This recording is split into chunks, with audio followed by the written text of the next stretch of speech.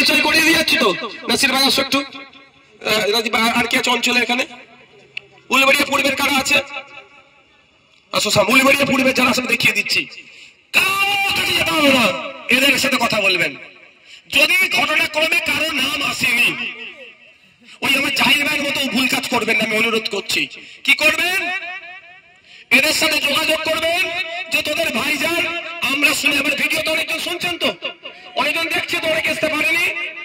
যদি কারো নাম না আসে, যদি এখান থেকে বলবে ভাইজান এসে খলিশারির যার নাম কি মালপাড়াতে এসে বলে গিয়েছে, যদি কারো নাম না আসে তার জন্য ভাইজান আইনি লড়াই করবে।